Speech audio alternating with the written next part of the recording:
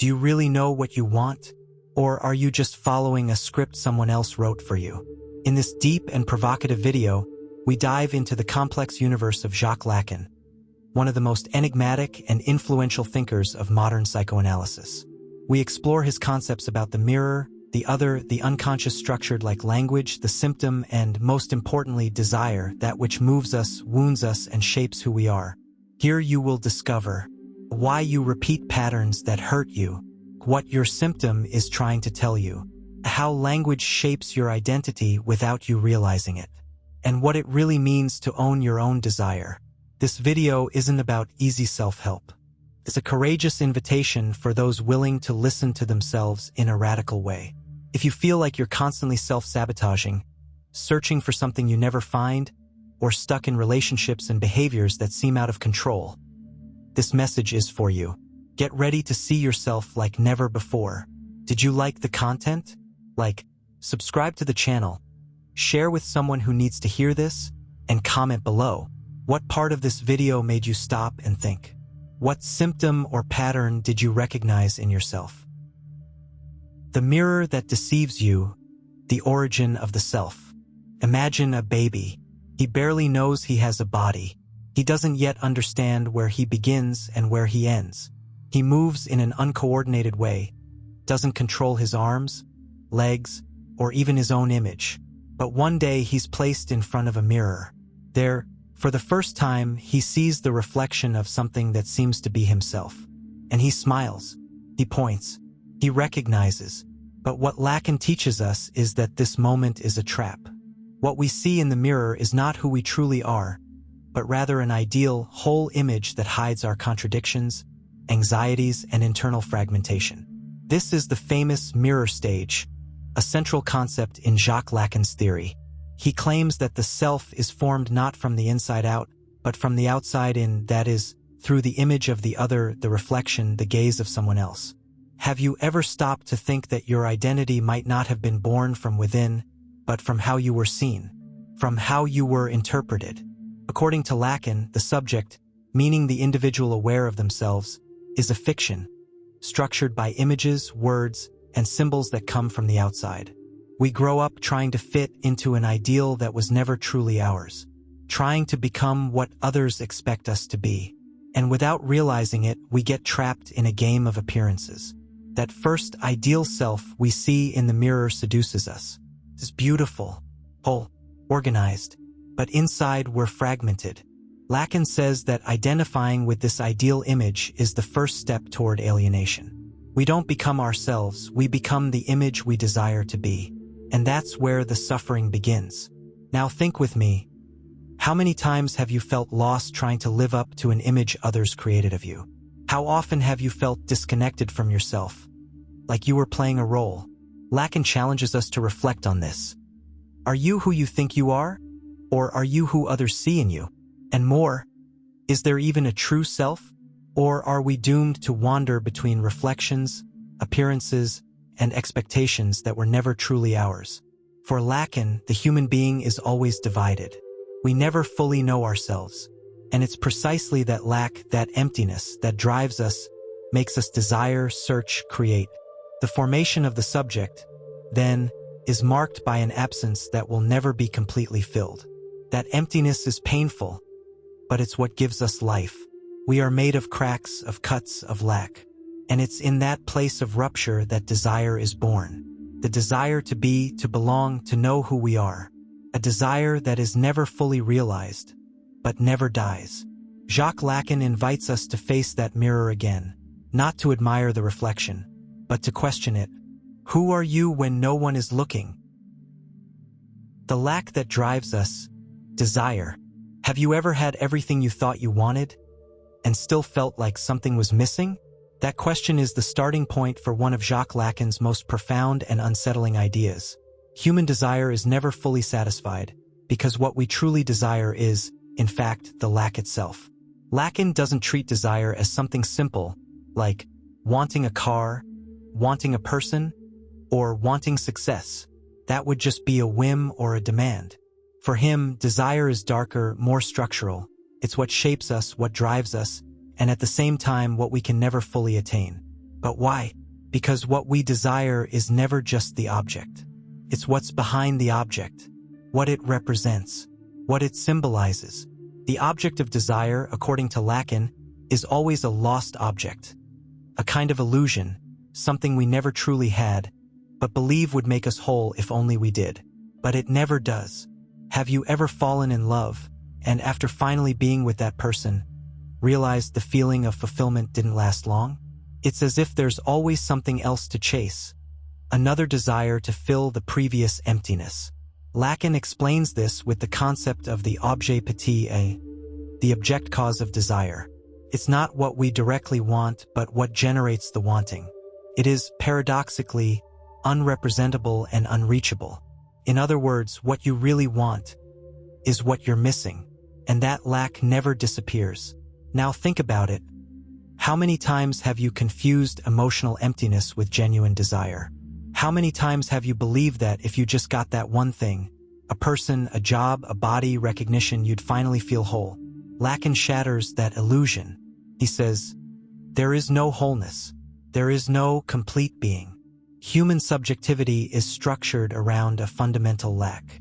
And that's why we're always chasing something, not because of the thing itself, but because of the internal hole that never closes. And here's the even more disturbing part. Lacan claims that human desire is always the desire of the other. What does that mean? It means what you desire didn't come from you. It was born from language, from culture, from the gaze of others. You desire what you were taught to desire, what you saw others wanting, what you believe will make you loved, recognized, accepted. And here comes the unsettling question. Do you truly know what you want? Or are you simply repeating someone else's desire? Lacan invites us to confront that emptiness, to accept that we are lacking subjects, that to desire is always to reach for something beyond, something that escapes, something that never fully arrives.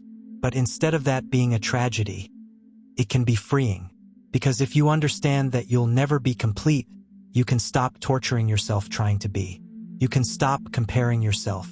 Stop erasing yourself. Stop emotionally punishing yourself trying to become an ideal image. You can finally make peace with your emptiness. Jacques Lacan, by revealing that desire is structured by lack, isn't condemning you. He's showing you that the hole you feel inside is human. It's that hole that keeps you alive, that pushes you, that makes you write, love, fight, create. So I ask you, what if you stopped running from your lack and started listening to what it's trying to tell you? The prison of words, language. Have you ever tried to explain an emotion and realized that words just weren't enough? You felt something deep, maybe a void, an impulse, anger, love. But when you tried to put it into words, something got lost. What you felt and what you managed to say were two different things. For Lacan, this isn't a failure of language. This is exactly how language works. Lacan was radical. The unconscious is structured like a language. He believed there is no thought outside the symbolic, outside of words, signs, and the structures we inherit from culture and society. Language isn't just a tool to express what we think. It shapes what we think. Even more unsettling, it shapes us. From birth, we're thrown into a universe of words.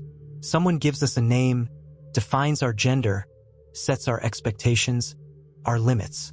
And without realizing it, we enter the realm of the other, one of Lacan's most complex and disturbing concepts. The other, with a capital O, represents language, culture, society. It's this other that organizes the world before you even learn how to speak. And by the time you do, it's already too late. You don't speak language. Language speaks through you. Every word you use carries a history that isn't yours, a symbolic weight, a desire of the other. You can't say love, hate, or even I without dragging along a symbolic field that existed long before you. Lacan famously said, "The subject is spoken." In other words, you don't control language, it controls you. You are shaped by words. And more than that, there is always a gap between what you feel and what you're able to name. Want an example? When you say, "I'm sad," sounds simple, right? But what is that sadness? Where did it come from? Is it really sadness? Or is it a mix of abandonment, fear, anger, unmet desire? Language tries to compress something complex into a single signifier. And in that process, something is always lost. Lacan calls that something the real, not reality in the physical sense, but the real that escapes the symbolic. The thing that cannot be put into words, that resists being named. The real is what traumatizes us, what escapes us, what leaves us silent. And the most unsettling part? Trauma is born precisely there, in the whole of language. When something marks us deeply and we can't name it, can't organize it, can't symbolize it, it comes back as a symptom, as anxiety, as repetition. So the question shifts. What if what hurts is what has no name? Lacan invites us to look at our symptoms, obsessions, fears, compulsions, as coded messages, as failed expressions of something that couldn't be said. It's not about erasing the symptom, but listening to it. Often, it's the only way the unconscious finds to speak what the subject couldn't say. In the end, we're all prisoners of language, and freed by it at the same time. But freedom here isn't about saying everything. It's about knowing that not everything can be said, and still learning to listen to what escapes. So I ask you, have you ever tried to hear what lies behind your own words? The big other, the invisible voice that commands us. Have you ever felt like you were being watched, even when you were alone? Have you ever made a decision and, deep down, realized you didn't do it out of your own will, but to meet an expectation you can't even pinpoint where it came from? Welcome to the realm of the big other, one of the most fascinating and unsettling concepts in Jacques Lacan's theory. The big other, with a capital O, is not a person. It's not your father, your mother, your boss, or your partner. It might speak through them, but it's something bigger. It's the symbolic space of law, language, culture, rules, and the social gaze. It's the other that existed before you, that came first, and that organizes the world you were born into. Lacan says that when we enter language, we also enter the field of the other.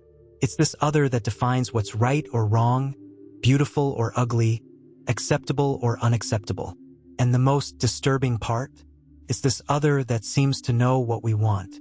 You know that feeling that you must reach a certain standard, achieve a certain idea of success, act in a certain way, but you can't quite say who is expecting this from you. That who is the big other. It's what Lacan called the subject supposed to know. The idea that someone out there knows what's right, and you spend your life trying to live up to that supposed knowledge, chasing love, recognition, and validation from this invisible other. But here's where it gets even deeper and more tragic. This other doesn't actually exist. It's a symbolic structure, an empty place, a mirror reflecting our already distorted desires. Want a real-life example? Think about social media. You post a photo and wait for the likes. But they're not just clicks. They're micro-recognitions. Tiny confirmations that you exist, that you're desirable, that you're on the right track. But who's on the other side of the like? Who is this other that validates or rejects you? There's no fixed person behind it. There's a symbolic field, a generalized gaze, an abstract ideal of approval that never fully materializes. And that's where the anxiety lives. You're constantly being driven by a desire that isn't truly yours. It's the desire of the other. As Lacan said, man's desire is the desire of the other. In other words, you don't desire freely. You desire what you believe the other wants you to desire. That's why so many people spend their whole lives trying to live up to an image that's never quite enough. Trying to be the ideal child, the ideal partner, the ideal professional. Always chasing the recognition of an other that never shows up, never answers, never reveals itself. Lacan points out that true maturity doesn't come from earning the love of the other. It comes from learning to bear the absence of it. It's when you realize the other doesn't actually know, that there is no perfect answer, that no one outside of you has the manual for your life.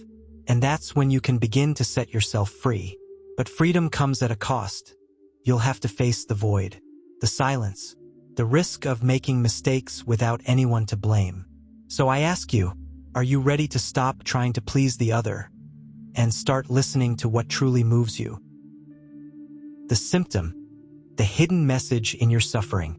How many times have you tried to get over something that deeply bothers you? A lingering anxiety, a behavior that keeps repeating, a nameless sense of anguish, or even a recurring failure, as if you were sabotaging your own life? According to Lacan, what you call a problem might actually be your unconscious trying to speak. And that's exactly why it doesn't go away so easily. For Lacan, the symptom isn't a glitch in the system. It's a message, a form of expression of the unconscious desire, the desire that was repressed, denied, forgotten, but never stopped existing. It's as if your body, your behaviors, or your repetitive thoughts are screaming, "You're not listening to me, so I'm going to show up in another way."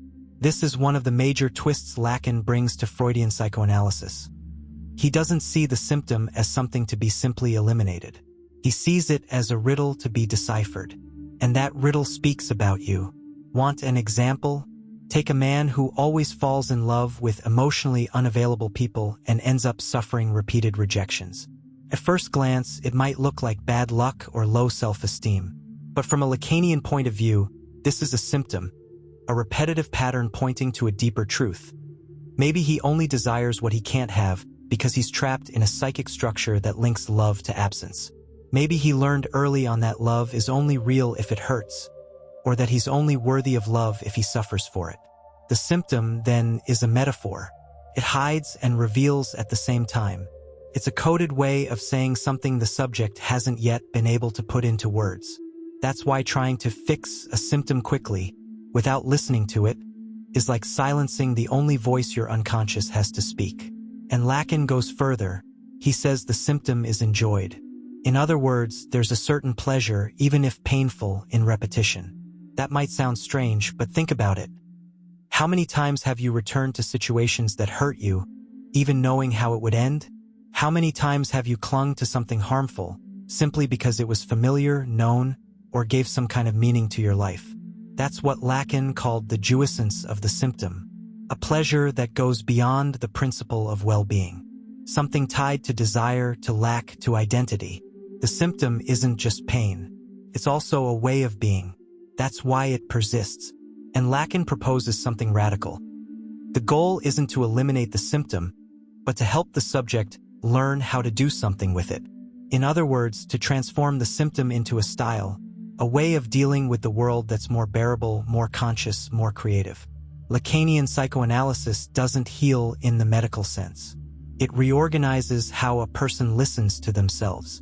And in that process, symptoms can lose their rigidity, their weight, their blind repetition, because they stop being unsolved puzzles and become recognized parts of the subject's story. So now I ask you, are you willing to listen to what your symptom is trying to tell you, instead of just telling it to shut up? Desire, lack, and the courage to be yourself. Do you remember that question we opened with way back? Do you really know what you desire? After everything we've explored mirrors the other language, the symptom, maybe now that question sounds a little different. Because for Lacan, desire is not simple, not straightforward, and definitely not rational. Desire is a constant movement born from lack. Yes, that's exactly what you heard. To desire is to lack, is to never be whole. It's to be pierced by a structural emptiness. And that's not a problem. That's what makes us human. Lacan used to say, man only desires through the desire of the other, meaning our desires are intertwined with the desires of others, with what we believe they expect from us, with the place we want to occupy in the world's gaze. But what happens when you start to break free from that symbolic prison? When you face the fact that you might never be enough in the eyes of the other, and yet you still desire anyway. That's where the most revolutionary act begins. Desiring for yourself, not to fit in, not to please, not to fulfill someone else's expectations, but to desire as someone who owns their lack, as someone who no longer needs to pretend to be whole just to exist. And here lies Lacan's final paradox. You only become a true subject when you face your own division, not when you're fixed, not when you're healed, but when you accept that there's an original wound and choose to live with it honestly, creatively, without hiding behind masks that no longer fit. In that sense, psychoanalysis doesn't promise happiness. It offers truth, and truth can hurt, but it can also set you free. Lacan isn't trying to make you happy the way self-help books do. He wants you to take responsibility for your desire, to stop blaming the other, the past, the system, to look inside and say, this is mine, this pain, this desire, this choice, this is me. And when you do that, something changes. You might still make mistakes, still fail, still feel lost, but at least you'll be living your story, not the script written by some invisible other. So now that you've made it this far, let me ask you, what are you going to do with all this? Will you keep living according to a desire that isn't yours? Or will you take the risk of discovering who you really are, even if it costs you everything you thought you knew? Because in the end, as Lacan said, the only way to move beyond jouissance is to bet on your own desire. And now, if this message touched you, if it stirred something inside you, even if it felt strange, uncomfortable, or too deep to explain with words, then I ask you, like this video, it helps us reach more people with this message. Subscribe to the channel so we can keep walking this path together. Share it with someone you feel might be trapped in invisible patterns and needs this kind of light. And most importantly, leave a comment. What experience in your life do you now see as a symptom? What did you realize about your own desire after watching this video? Your comment might help others see themselves too. And who knows, maybe this will be the beginning of your own transformation. We'll see you in the next video. And remember, don't run from your lack. That's where your truth begins.